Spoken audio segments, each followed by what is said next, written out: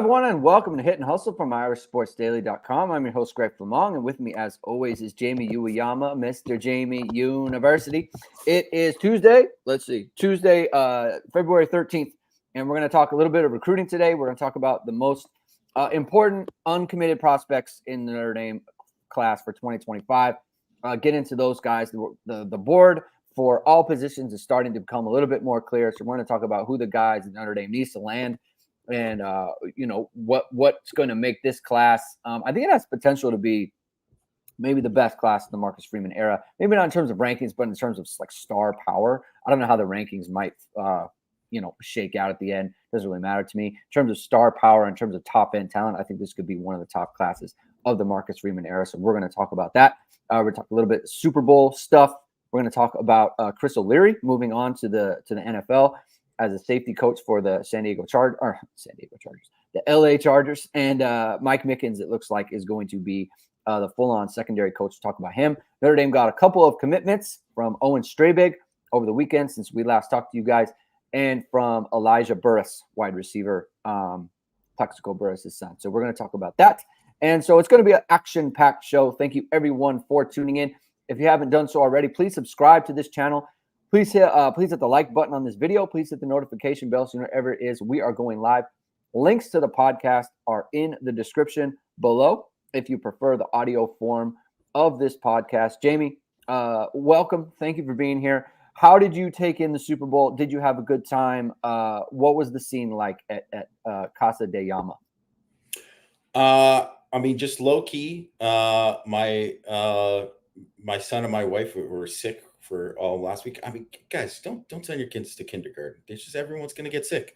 But no, they actually caught it from somebody else. We had a friend stay over with us who gave illness to my wife and my son last week, and then because of that, we were planning to have a big Super Bowl party. We didn't, and then we just had a kind of a low-key affair. But guess what? It was great because my son was in bed by halftime. So we got to kind of enjoy the second half of the game, where most of the action came after the second half.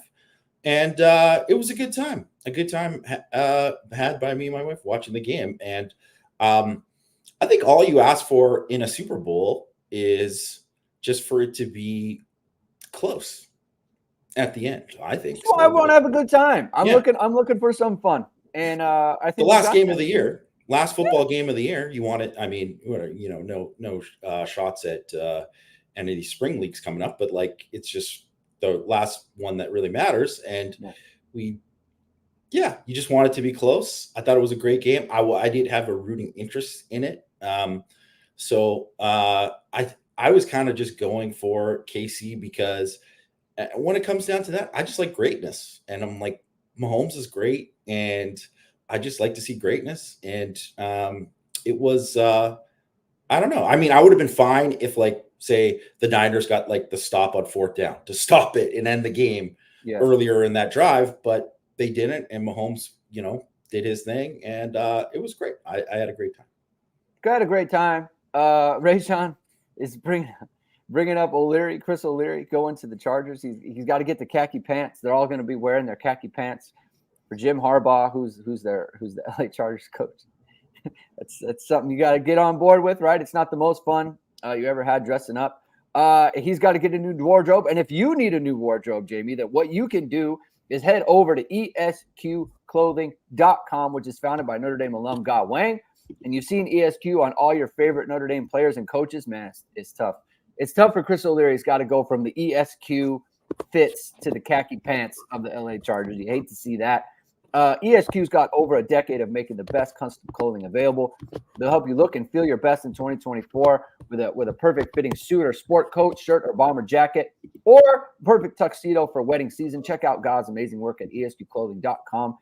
Book an appointment to upgrade your wardrobe today. Mention ISD and get 10% off your entire purchase. So head over to ESQ Clothing, guys. You can dress better than Chris O'Leary moving forward. All right, Jamie. Someone brought up and this is what I want to talk about, the Super Bowl. Where is it? Let's see. All right, Jacob Hollis says, Can't believe the 49ers chose to receive first in overtime. Now, this was a big topic on the ISD chat, right? I want to get your take on it. I have my take, and I haven't come off it. But what was your take? I remember I was talking to Christian about it. I think Matt had a take in there, but I didn't see yours. Where do you come out on the overtime situation? Yeah, Shanahan blew it. He should have kicked. Should have kicked. Elect to play defense first. This guy's obviously never watched a college football game in the last whatever many years since they changed the overtime rules. But I mean, it was obvious they didn't know the rules. So it didn't seem like, it's one thing to be like, well, they made the right choice because they were trying to rest the defense. I don't think that's why he made the choice, though. Like, I think he made it because he thought, like, we could end it. Like, that's what I think the strategy was. It didn't sound like the Niners players had any idea where, like, the Chiefs were like, we talked about this for weeks about what happens if we get in the Super Bowl. And they talked about it in the preseason. Yeah. And if you score for 2. And that's always like a constant with like the best coach teams. Like, and I'm not saying, I mean, Shanahan's he's going to get heat for all this. I mean, obviously the guy's a great coach. The guy's been to the Super Bowl, I don't know how many times now, but like, but the attention to detail that you learn from like guys like Belichick, Andy Reid, they have that attention to detail. So then those guys are ready for it. And they were going to go for 2 if they had to score and match a touchdown because they were going to try to end it. So right.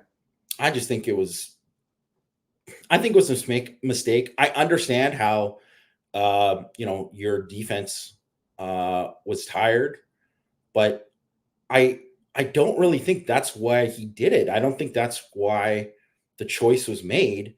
If he came out and said that was the main reason for it and that was that or whatever, but like, I think it was a mistake. And it's just like one of those things. No college coach goes in and says, we're going to take the ball first in overtime, right? Because you just don't, because you want to know what you have to get to match or to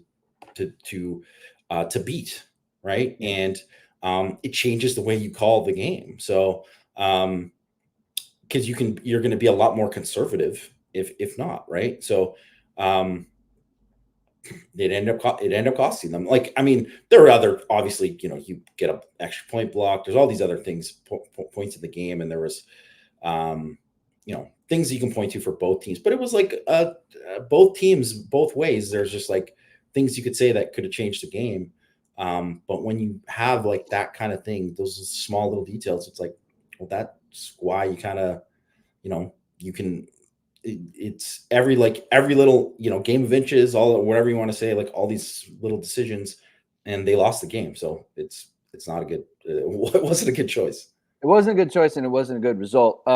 Jason Smith points out, and I've seen this. Oh, here we go.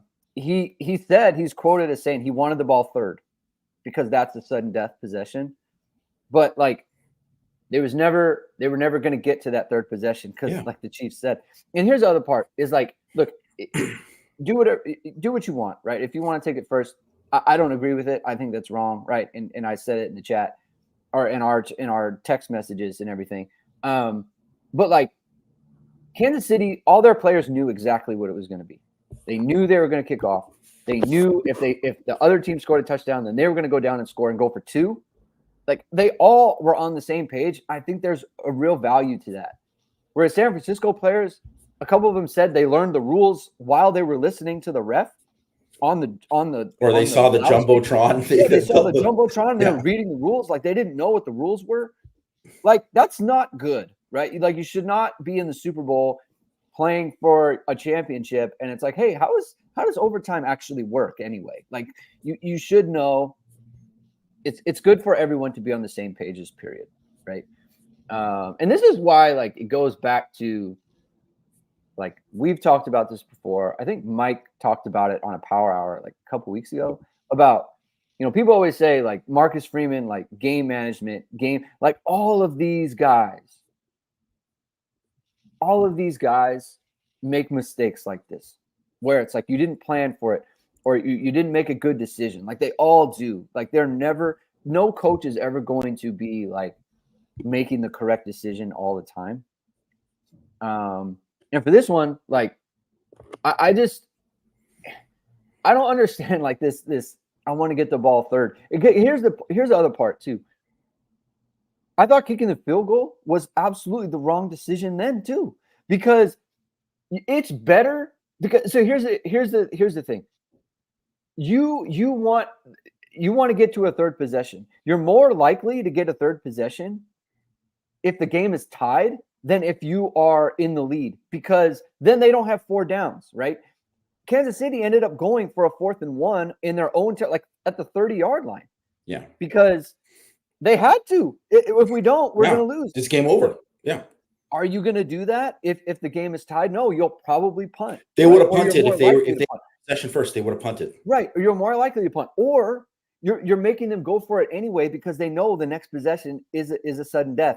Like they have all the advantage on offense to know, like they can end the game on offense. Even if you go down and score a touchdown, they can go down and score a touchdown and go for 2, which was their plan. Like they can plan with the second possession. You can end the game on offense multiple ways. You can kick a field goal if the game is tied. You can score a touchdown if the other team kicked the goal and you win, or you can score a touchdown and go for 2. Like that, in a sense, they were going to make it a sudden death situation. It was more likely than not never getting to that third possession of overtime. So you have to score. If you take the ball first, like punt, a field goal, it to me is almost the worst outcome. It's worse than punting, because then at least that, like if you go for it, they're at they're inside the 10 or whatever it was. You don't get it. Well, then they have all that way to go to try to get a field goal. And if they don't, they're less likely to be as aggressive on like a 4th and 4 or a 4th and 3 in their own end, right? I just feel like all the advantage is with the team that gets the ball second. And I also think like the whole thing, if your defense is gassed and it's like that point in the game, it's not like early in the game where it's like, well, we just had a long possession, the defense is gassed, we got to have like a longer possession to kind of get them back. It's like, well, if they're gassed at this point in the game, like they're gassed, like it's kind of over. You know what I mean? Like it's like if they're gassed at this point, they're gassed forever. It's never getting back. Yeah. So and I would agree. I totally agree with that 4th down take too. I think they especially because they went for it earlier in the game, and it was obviously a big thing. They led to a touchdown. Yeah, it was. But I mean, in saying that, I also think that the Andy Reid, when there was 6 seconds left, like I think they should take another shot at the end zone there. Yeah. You could have done one because they did have a timeout. They did have a timeout, so it's not like But it also like you don't want to mess around where the quarterback takes an extra second. You know, you don't want to throw it like that one. I wanted them to just because of the drama of it, but that would freak me out if it was like, hey, we can tie it, we can go to overtime.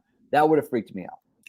Pro football is now pro wrestling. What? I don't even know what that means. And someone, I think it's like a script thing. I don't know. Get out. Okay, get out of here. Just get out. Get out. I just don't.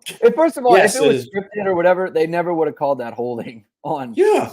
On the thing. Like, that holding. That was the biggest play of the game. Like that, the holding never. So it just is what it is. Like it was a good football game, and I enjoyed it. It was fun, and I'm not a big script guy.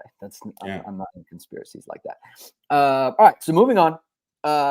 Chris O'Leary off to the Chargers. Mike Mickens, No, not agree to disagree. Sorry with the thing. No, if you think you're scripted, you're crazy. Get out. I guess what I would say is like if the NFL is why I mean just say it for everything. Say it for everything. Everything's scripted then. Everything's scripted. College football, NBA, and Major League Baseball, Olympics, soccer. It's all. Yeah. Like it's all. Like, get out of here. So like I just it's just saying it for the sake of saying it, right? Yeah. I don't know because it didn't go your way, so it's scripted. So. Okay. Yeah, I don't know. It doesn't make sense to me. Yeah. Okay. So moving on. Chris O'Leary, off to the Chargers. Mike Mickens going to take over the entire secondary. You mentioned on Power Hour yes, he's taking over the secondary. I want to know who the GA is, because that's probably someone who's going to be doing a lot of the coaching of the safeties. So that's a big deal. Max Bulla is going. It looks like is going to be named the linebacker coach. So they're not going to go outside the program to fill the role of Chris O'Leary in terms of numbers on the staff. It's going to be Max Bulla, who's elevated from GA. And so it's like, who's the Max Bulla of the secondary is basically what my question is from this. Because Max Bulla was, I think, by a lot of accounts, well, not all accounts, but for all intents and purposes, was the linebacker coach last year. Yeah.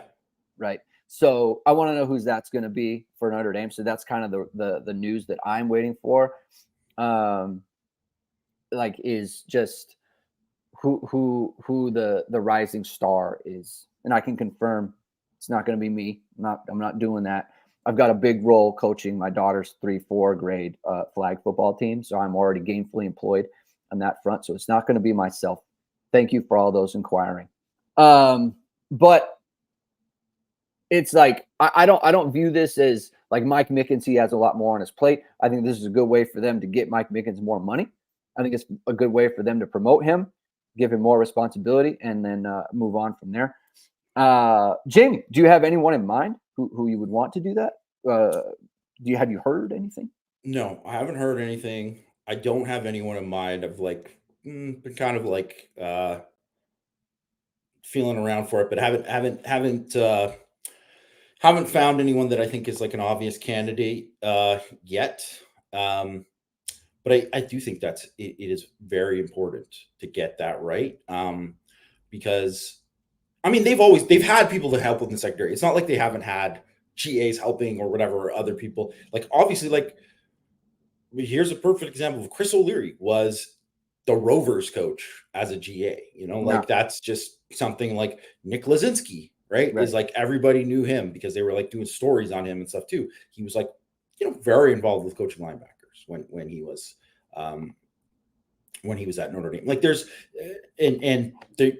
Notre Dame's got a really good defensive line GA right now in Nick Sebastian, right? There's different guys who've helped out, and they've always had a ton of guys who've moved on and done something, and they've done a really, really great job hiring those positions.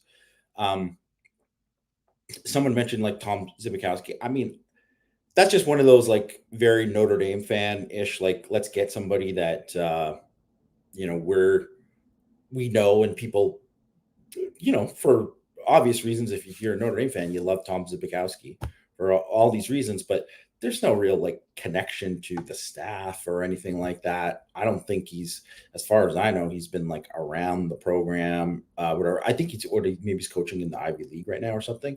But I like, so that doesn't really like, having a guy who's like so far removed from the program, like JLG mentioned here, DJ Brown as like a possible grad assistant, something like that. I'm not saying he is going to be, but I'm just saying someone who is more recently connected to the program would make a lot more sense than someone like Tom Zibikowski, who played 20 something years ago, whatever, right? Like, so I don't know. It's going to be important, but this is one thing I actually was thinking about, Greg, and tell me what your thoughts on this with Mickens is that now that he's likely going to be taking over the secondary, do you think there's going to be more openness to kind of saying like, oh, this guy can maybe flip to safety, or this guy, they're going to move people around a little bit more? Because I kind of have a feeling, like, say with like Clarence Lewis, for example, right? Maybe like they were like, oh, we should maybe move him to safety, but that is the kind of guy that if you're the corners coach, you're like, no, let's keep him here. Because even if he's not starting, you're just like, this guy can help here. He can do this or that, whatever. So I don't know if that is going to be the case, but I wonder if that'll be the case with some of these other young corners, especially because you look at it like there's a lot of competition right now. Guys want to play. Maybe some of these guys might be the best DBs. If you're just straight up taking like the top 5 DBs, you could argue that like or say top 6 DBs Yeah. that fold in the corners or whatever, right? So if Yeah. that's the case, should you maybe develop one of those guys to be like the third safety or something, or get into the mix to be the third safety this year, so then they're ready for like 2025? All of those kind of things. That's the kind of stuff that I've been thinking with in my head about like Mickens possibly, possibly doing that. What do you think? I think it's possible. Like it might be the other way, I guess. Well, maybe it wouldn't have come up, right? So like Mickens is thinking like this is how I can use Clarence like as my nickel guy, right? Or like he's very like locked in on like I want to use him for my situation. I mean, I'm kind of agreeing with you on that. The other part is like O'Leary might be like, hey, like I don't need someone to come. Like I want to develop a Don Schuler, right? And I want to develop Luke Tolich, right? So like it almost might be a thing where it's like O'Leary isn't reaching out to Mickens and being like, hey, give me this guy. Give me this guy. Yeah. Mickens isn't going to volunteer. But now that he's on the whole thing, like now Mickens will look at the whole secondary holistically and trying to fit in. Whereas before it was like, hey, these are your safeties. These are my corners. You could take him if you want, but like, I'm not really trying to get rid of him. Now you look at it a little bit different. So I think that's a good point when you have one guy thinking about the entire secondary. Maybe he's not coaching all of them, but it's like he's looking at the whole unit as like as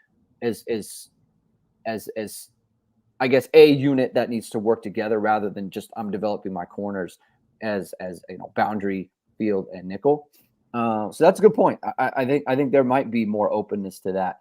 And look, it might help someone like they had like last year Thomas Harper was going from nickel. He played a little bit of safety, right? So like would it make it more likely then, like what does that mean for Rod Hurd, right? Like what does that mean for him? Like maybe there will be some nickel in his future. We don't think so, but maybe this makes that a little bit more likely. So it'll be interesting to see, like that'll be interesting to track like in the spring, who's playing where, is anyone moving around, getting more reps at a certain spot. So that we'll monitor that. That's a good question, Jamie. That's a good job by you on that. Just one other thing that I just wanted to I think the big thing for Notre Dame fans to look at this is basically them not going to directly hire a safeties coach. It's partially it's like okay, Mickens, you can do it, and we're gonna get someone to help, and obviously Golden will get in there and help too. That's partially it, but I do think the big thing to take away from it is they don't want to lose Max Bulla. They really want to keep Max Bulla, and that's really the way to look at it. And by everything I've heard, I'm like, this is someone they don't want to. There's very valid reasons why they don't want to lose him. Like he's a very good coach, and I like in a very like a much a rising star. So I think that's something that to keep in mind with all of this is people are kind of looking at it, and it's like kind of like the greater good of the staff and like the future. It's like that's probably the main motivation for the move. Yeah, and I think like there was some debate for us is like on the ISD staff, just like how good of a coach is O'Leary, right? And I think I'm kind of like where you were on this. Like he's fine, right? He's not. I mean, someone won in the NFL, right? Now, granted, he knew Minter already, so like that helps, right? That's how people get jobs, right? So that's not no knock on him. That's not anything. That's how people, not just in football, but in the world, right? Like if you know someone like, oh, I'm getting this job or I'm doing this. Why don't you? I have a guy who would be good for this role, right? But I think that the value of the defense and the defensive structure is why we're seeing, the enhanced safety play, right?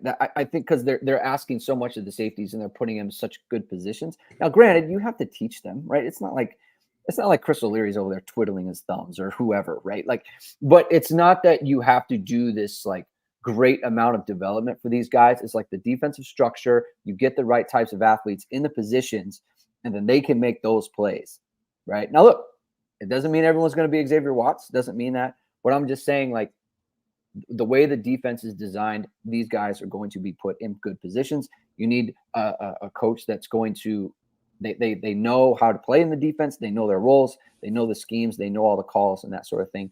But that doesn't take, you don't got to be the greatest coach ever to get guys on the same page and get them in the playbook, right? Like you have to do a good job, but you don't have to be the greatest thing. And that's why, to me, it's like, if it's a GA, that's fine, right? Because you still have Mickens and you still have Al Golden who can help out there, right? He's kind of freed up if he needs to help out the safeties a little bit. He's not really on the linebackers as much because that's now a Max Bola thing. So he can help out there as well. So I think safety is going to be fine. Not worried about that. Okay. A couple of recruits. Owen Strebig committed. I believe it was the 9th. Do I have that right? Or the 8th? 8th, yeah. The 8th. He committed to Notre Dame, offensive lineman. You talked about this on Power Hour, Jamie, a little bit yesterday. Nice pickup for Notre Dame. Has some position flexibility. Doesn't have to play just tackle. He can play inside as well. How do you think he fits into the entire the class, what it looks like Notre Dame is going? Well, obviously Will Black, they already have in the class too, right? And Yeah. he's another tackle who I think will for sure play tackle. So they have those two, and now it's looking like they're probably going to end up with just 3, maybe possibly 4. But we'll see, where they're at. Obviously, they got a lot of bodies there, so it's not like they absolutely need 4, but I think they could take 4 because the 4 that they take would be good.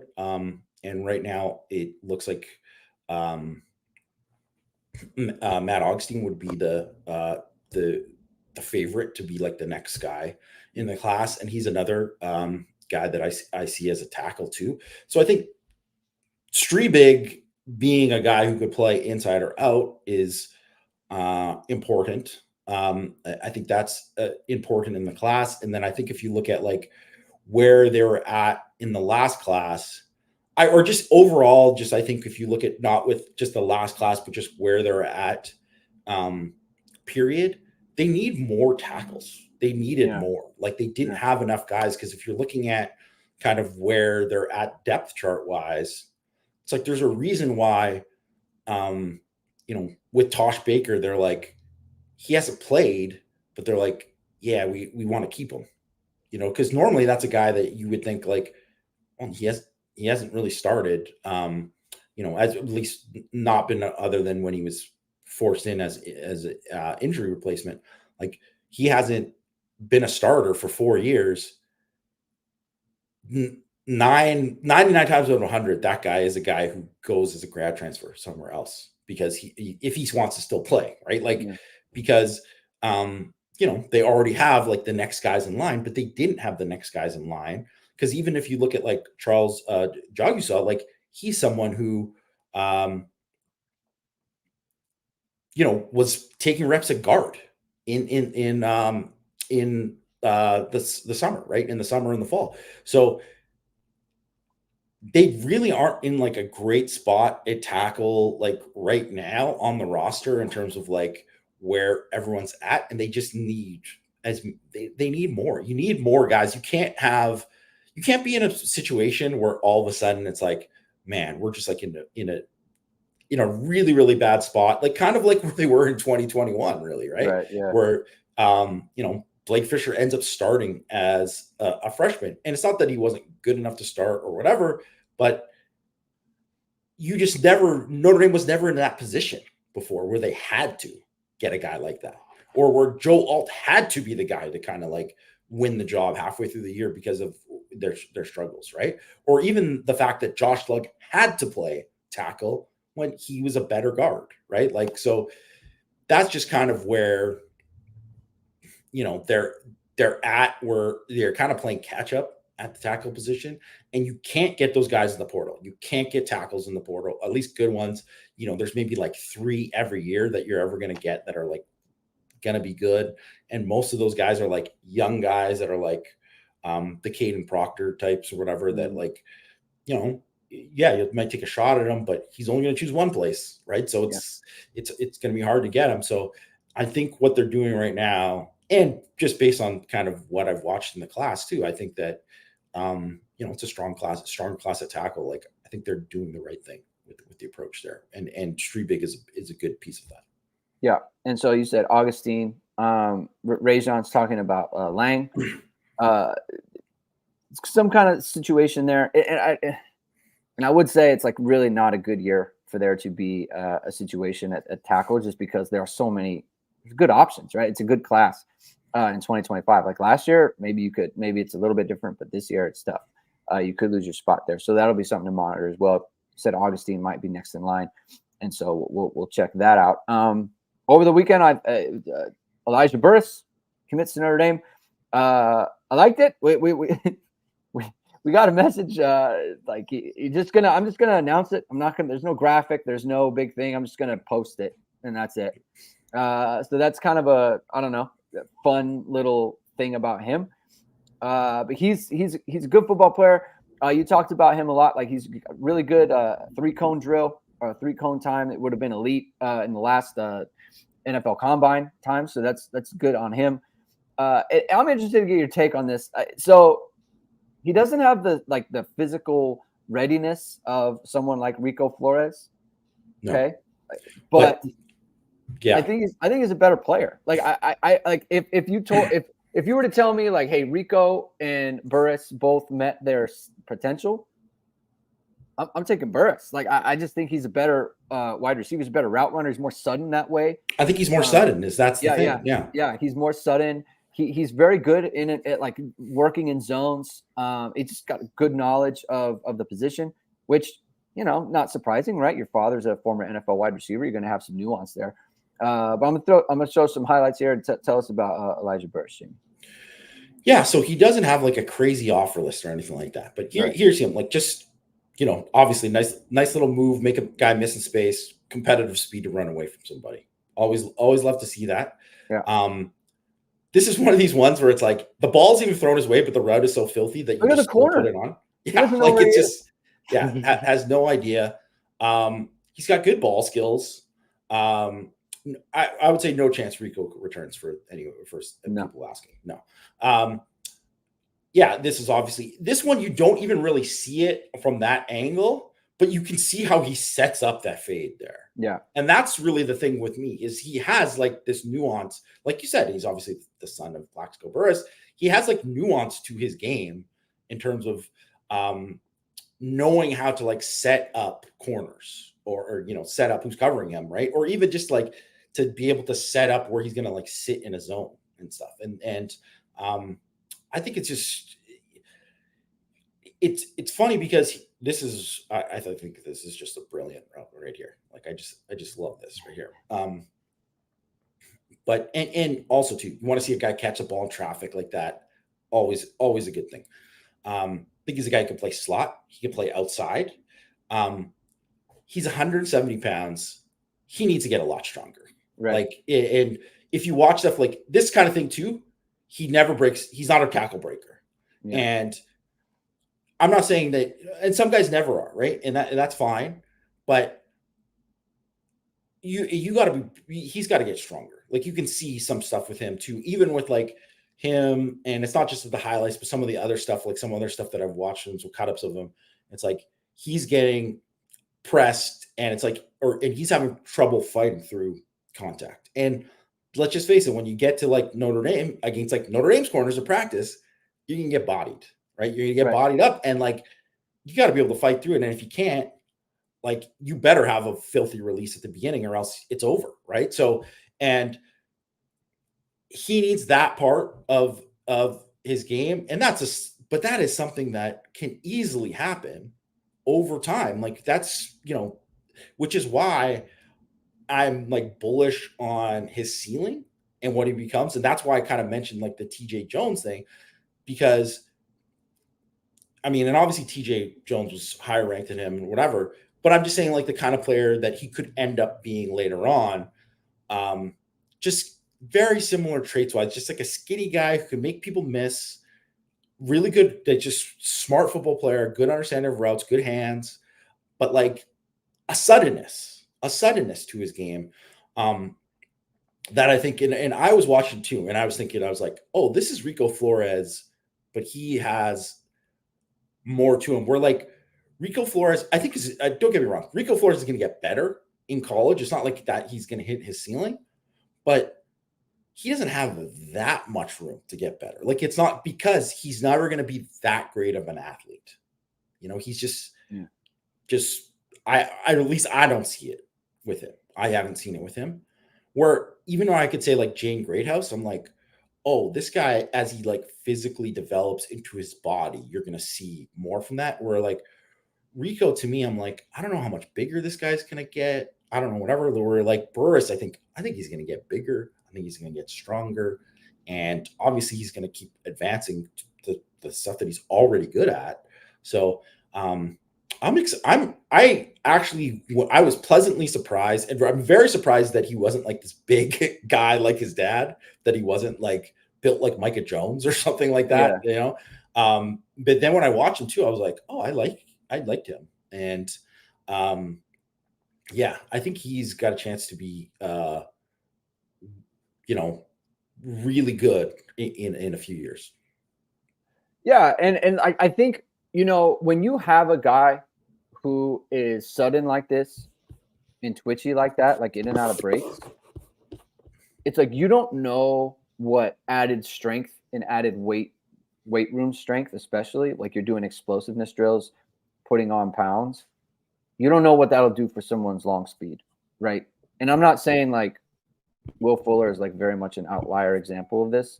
I've never really seen that, to be honest, but there is a little bit there to be gained. It's like a little bit more long speed, a little bit more acceleration you can get with added strength. Right, Will Fuller like that, I've never seen that, where it's like, oh yeah, he's a good athlete, and then you put him out there against Rice, and it's like, this is the fastest player I think I've seen since Rocket. You know, like they could just fly. You know, so that's not going to happen. But it is something that, you know. I will say there's been a lot of guys. There's been a lot of guys for Notre Dame that have like really been like way faster, like gotten much faster at, you know, from the time that they tested to the time they are at Notre Dame. So, I mean, part of that is like just some of those guys aren't, you know, maybe didn't train to run the 40 like some of these other guys, right? Or aren't track guys, right? So that's some of it, but yeah, I don't know. There is something there. I mean, Chris Mitchell is an example of that, where he is faster than, you know, because I know we talked about it with Goolsby too, about his you know, 100 times and what that translates to. But I think there's a big difference when a guy's like 140 pounds and he runs it, and now he's like, you know, 180 something, right? Like it changes the dynamic. It definitely, you know, it can definitely, like, again, added strength on leanness, right? Because then the body doesn't get all stiff. Like Chris Tyree, he was really fast. He had a good, you know, good acceleration and everything as a high school player. But I think as he got to Notre Dame, he wanted to put on weight because he wanted to be a running back. I think he lost some a little bit because he got too stiff, right? He got a little bit too muscular, right? And bulk like that can hurt your acceleration. Not so much with a lean player, right? You put on muscle there, you still have the flexibility, you still have that like kind of malleability within your muscles that you can actually accelerate. Kyron Williams got a little bit too big, too quick, and then went back down. And he went back down, exactly, right? So you got to watch that stuff, right? The enhancements have to be, you know, they have to be done in the right way, right? In a way that you can enhance your social media page, your small business, or your highlight tape or anything like that, done in the right way, is going to vsrmediacompany.com, which is founded by Notre Dame football pregame host and Emmy Award-winning anchor Vahid Sadrazadeh. VSR Media provides professional and cinematic video and photo. Whether you're looking for a collegiate or pro-level highlight reel, have a personal story to tell, or are aiming to diversify and grow your business, VSR Media specializes in short and long-form video storytelling, social media management, and website design. VSR Media also captures professional headshots, senior and sports photos, contact them at vsrmediacompany.com. Mention Irish Sports Daily to receive 20% off your first project. Visit them online or give them a call at 574-800-9106. All right, let's get into our top uncommitted prospects for 2025. Everyone knows where I'm going with this, right? Dallas Golden, get him in fold. Great football player. And throw up the highlights one more time just because I like to watch him. Play him on offense, play him on defense. Here's the thing. Part of this is a bit, and part of this is, I'm going to be like sincere for a second. You want guys, and this is like a Kyron Williams type of kind of guy, where it's like wherever he plays on the field, it looks like he's a natural at it. And I'm not kidding. Like, you could play him on offense. I really do think that. If you had a spot there, you could play him at safety. I know, Jamie, you love him at safety. You could play him at corner. You could play him at nickel. You could have him return punts, right? Now, they'll probably have someone else to do it, but he is that type of athlete to where you put him in space. Here they've got him in the Wildcat. He's a goal line guy. And he gets through, he breaks through, and he breaks a long one, right? He gets an explosive when they're in goal line. He has a couple of situations like that where he's doing that. They got him at outside receiver. They've got him at running back. They've got him in the slot, right? They're running screens with him. They do so many things with him to take advantage of his skill set. This is what you need in your program. Always want to get a player like this. And Notre Dame has a chance to. We think they have a good chance to do it, but they do need to land him, right? They do need to close the deal on Dallas Golden, but I think he's a tremendous player. Got to get him in fold in 2025. Let's say you, Jamie. I mean, he was on my list as well. So I mean, this isn't just a Greg Homer pick, is whatever, yeah. Right? Or like this. I mean, and it's not a bit. He is really that good, and I love that that Kyron Williams mentioned that you had too, because it reminds me of I was watching this clip recently when they're talking about Lawrence Taylor, who obviously is one of the greatest, maybe the best defensive player that ever played the game, and one of the best pure football players ever. And, Bill Belichick has freely talked about, he could have played pretty much any position other than corner on defense. And he could have been like an all-pro. Like, that's how good he was. And yeah. They're like, he might've been able to play corner too. That was like the kind of the finish.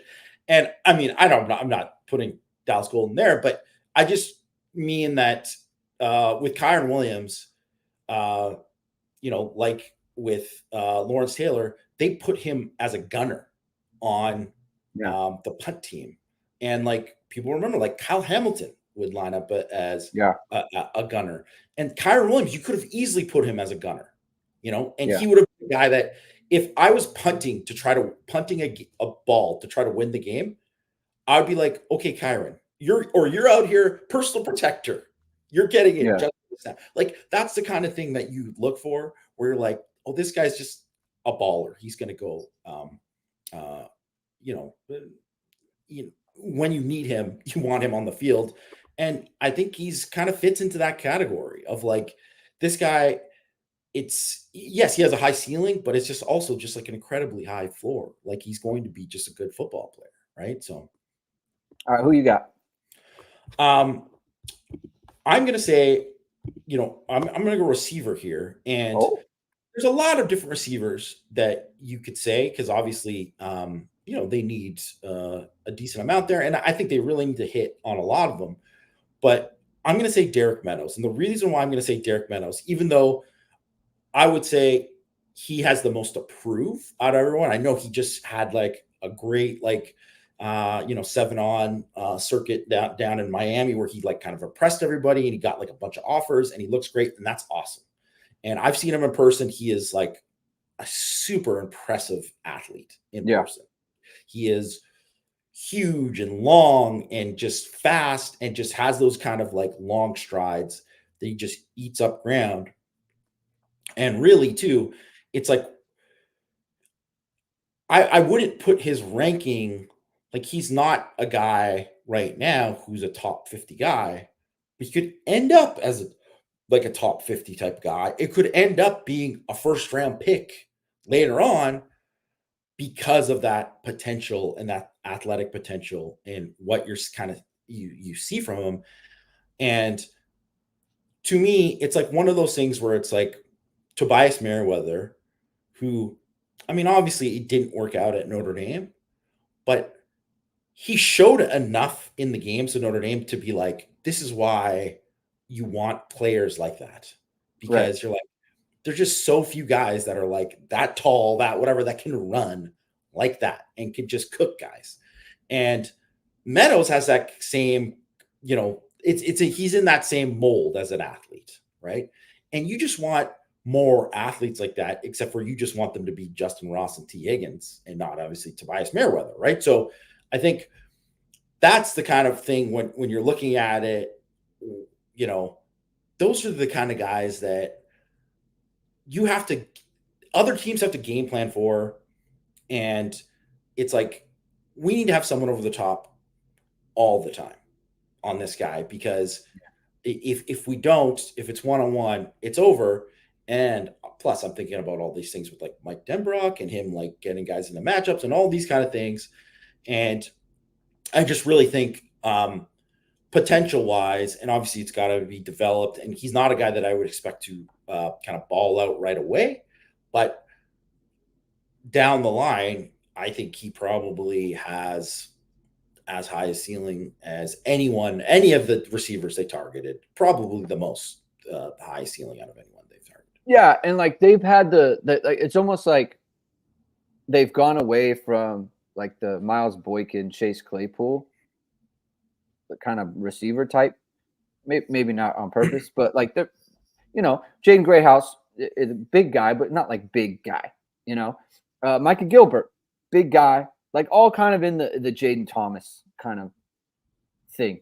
Derek Meadows is different, right? Like 6'4", 200, like he can really like that's a physical specimen, kind of like Chase was. Yeah. Right? And Equinemius Brown, similar, I would say. EQ was tall, but he was like that thin, right? Like he was in the Tobias thing, right? So those weren't like physical guys, right? Notre Dame, like Derek Meadows, a physical guy, right? Like and that's what it's like. They went away from it because it's like we need a little bit more speed, but now it's like, well, you do want to get it back, and there's a reason that it's so coveted.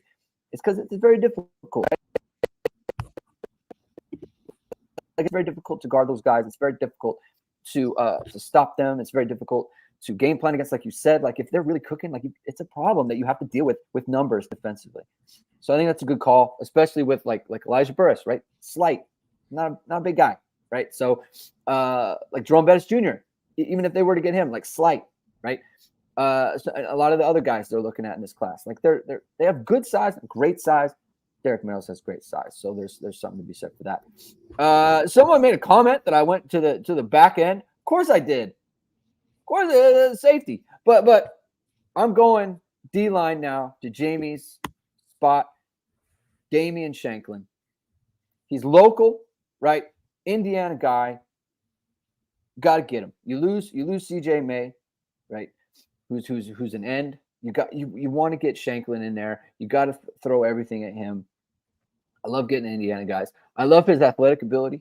He's got a lot of that the bend, Jamie. He's got the moves. He's got the versatility there. I like his twitch. I like his attitude when he plays. It just seems like he plays with a lot of fire. You like that. You got to have the pass rushers. We talk about this all the time. You got to get players who can get after the quarterback as much as anything else, right? And so those are the guys you want. Notre Dame's got to land him. Right? If they don't, then it's like losing CJ May becomes like kind of a bigger deal, right? So I think to me, you got to land him. You got to get him in full. I mean, he was on my list too. And then I think that I would say even if they had CJ May in the class, I would have put him as a must get too, just because he's different. I think he's twitchier. I think he's more violent. I think love the motor. Like I really, really like him. And I think, I mean, for all the reasons that you mentioned. Yep. Who you got? Okay. So I'm going to go defensive tackle. And I really think that they need somebody that is going to be disruptive, that has, could kind of play. It could be a 3-tech, maybe play nose, whatever. But I think he's more of a 3 tech. And because I look at Davion Dixon and I see him as a pure nose, and I look at Sean Seviano and I see him as a pure nose. And like, could those guys play a little bit, but they're not true 3 tech guys. And I think Ethan Utley, who was kind of a recent offer, but a guy they really, really like. He's a basketball player, really good length, big time first step. He's got an edge to his game. Elite snap anticipation, like a guy who just does just awesome off the ball. I look at someone, so TJ Lindsay from the previous class, this guy's a better version of TJ Lindsay, in my opinion. So right now, too, there's not a ton of guys there that I would say. I mean, there's some guys that I think could kind of fit into that mold, too, that I think are but out of the guys that I think are for sure,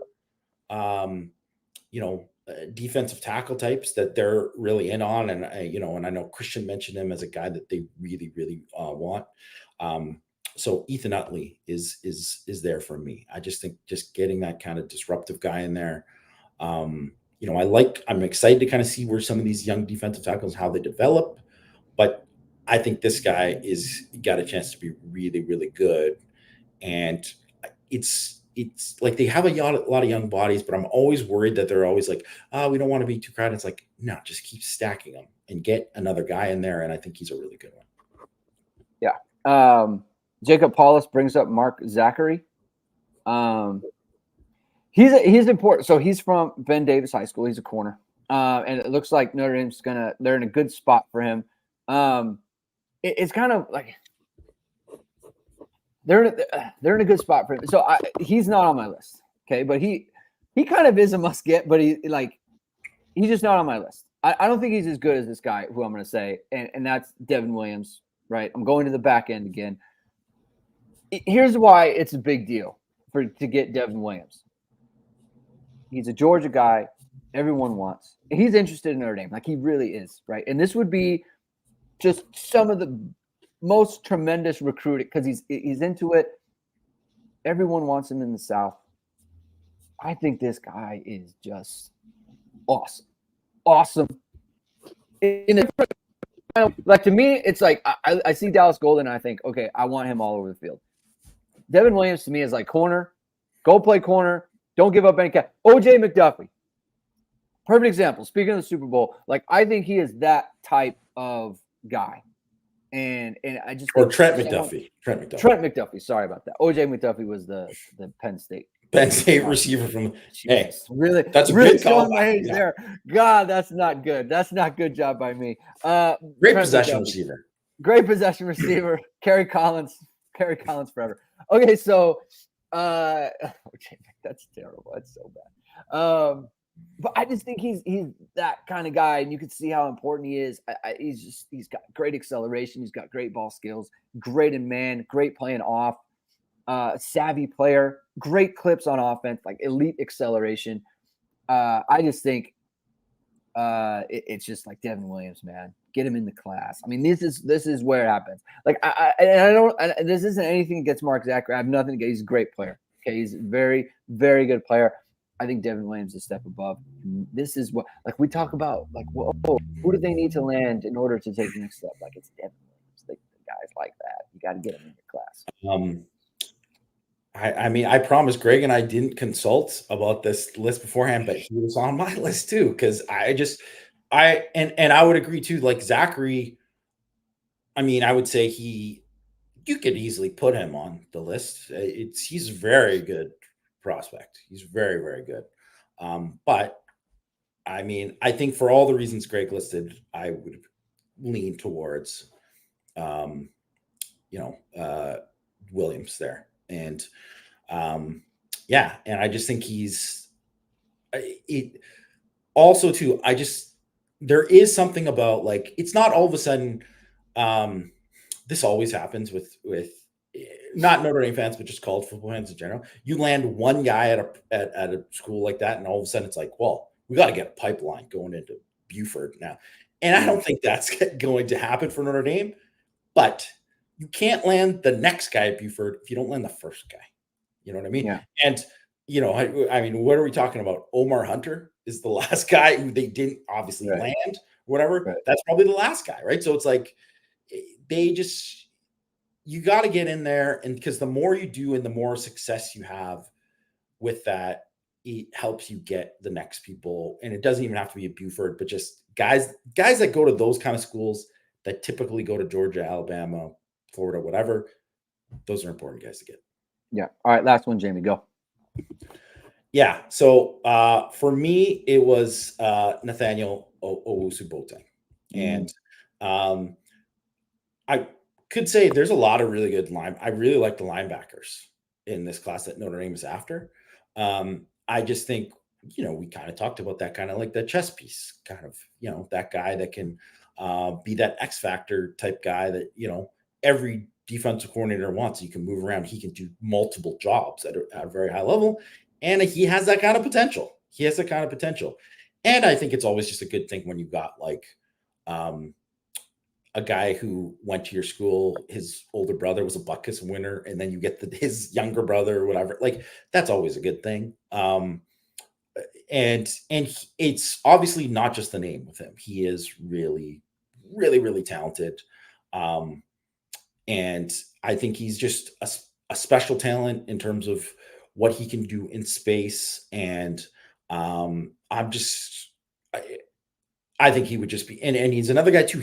Goes to IMG, and Notre Dame. It's like, who's the last guy they landed from IMG, right? It was like Hainsey and Tony Jones, right?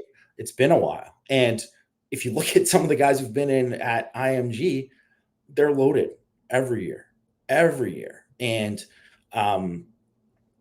it's not gonna start a pipeline there, but you just want to get more guys that are, you know, that go there, because it does say something about when you land those guys, because they do have so many guys that are like, you know, what do they have? Like they probably have like 10 guys in the top 200, you know, just from IMG, right? And like, so chances are if you're landing some from IMG, it's a pretty darn good football player, right? So I think it's important. And the one thing I'll say too is like, and I don't really like, you know, the rankings, whatever. And also it's like things change, all these different things too. But just for fun, I put in all the guys that were on the list, that I put them into, you know, 24/7's class calculator. Good feature by them to have that on there, right? And added that to Notre Dame's current class right now. And if you added that into there, that would be just these guys. And obviously they're going to land more than these guys, because that would be 21 total. And I think you're going to be more than 21. But if you just landed this group, that would be a higher ranked class team total than any of the Marcus Freeman classes, and would be higher than any Brian Kelly class except for that 2013 class. And it's like right on the cusp there. So you could say with a couple more guys, like a Zachary, whatever, like, you know, those guys, that would take them up above it. So, you know, that to me is like kind of exactly what you want to have. You know, you want to have it where not only are you landing these guys who are like big time prospects or whatever, but there is something to, you know, guys want to play with other great players. Yeah. And the rankings, they don't matter or whatever, but in terms of attracting other people, these other kids, they do look at the rankings and they look at like, oh, this guy, like, yeah, I want to play with this guy. He's like a 5-star, or this guy's, you know, this thing. It's like, because it's one thing to be like, it's why you never see a guy who's like a 3-star quarterback who's trying to recruit the whole class. That guy's never like a Pied Piper, because people aren't hyped with him. Even if that guy turns out to be great, it's just not a kind of thing where, because people are like, oh, this guy didn't go to the Elite 11. He didn't do this, whatever. Those kind of things do matter in terms of like players recruiting other players. So I think it is kind of important. Yeah. And like you mentioned, IMG, we mentioned Buford before, like there's a bandwagon effect. You know, it's like, oh, he went to Notre Dame. Okay. Like people go to Notre Dame from here, right? And it's, on both schools, right? Like that's kind of how these things kind of can build within a program. CFB Hertz makes a good point. You got to land them, right? Yes. We're talking about hopes and dreams. Got to land them. We do it not just with the 23 class. We do it with every class, right? But you got to close. And a lot of these guys, like, look, we think they're legitimate shots, right? Like there are some people we didn't just throw them out there just for the heck of it. Like we think they've got a legit shot. We didn't list anybody that isn't an actual like legitimate target. Yeah. Like that some are more likely than others. Yeah. Because it's one thing to it's one thing to put guys that are like, these are the guys that everybody kind of dreams of. It's just like saying like, well, man, I wish we could land not Caleb now. I don't know. I'm trying to whatever. Names are escaping me right now. But just guys that are like, just those guys that are like up and above that, Notre Dame really doesn't have a shot at. And it's like, well, no. So say like Evan Stewart, who went to Texas A&M, who Notre Dame offered, but he never showed any interest in Notre Dame. Like that kind of guy, not him, just other guys, that kind of like would actually have real interest that Notre Dame might even be leading for. Cause I think Notre Dame, right now I'd say they probably lead for at least a few of those guys. Yeah. Like you said, got to land them, got to be able to sign them, keep them in the class, got to retain them, all these kind of things. Yes. Got to check all those boxes. But that's kind of what it's about. That's, if you're not shooting for those kind of things, then it's like, what are you doing? That's exactly what you got to do. Right. So in a good position there. We're going to end it there. Thank you everyone for tuning in. Please subscribe to this channel. Please hit the like button. Please hit the notification bell. So whenever it is, we are going live. Links to the podcast are going to be in the description below. We'll be back on Thursday talking more Notre Dame football. Thank you everyone for tuning in one more time. Talk to you soon. Have a good rest of your day and keep hitting and hustling.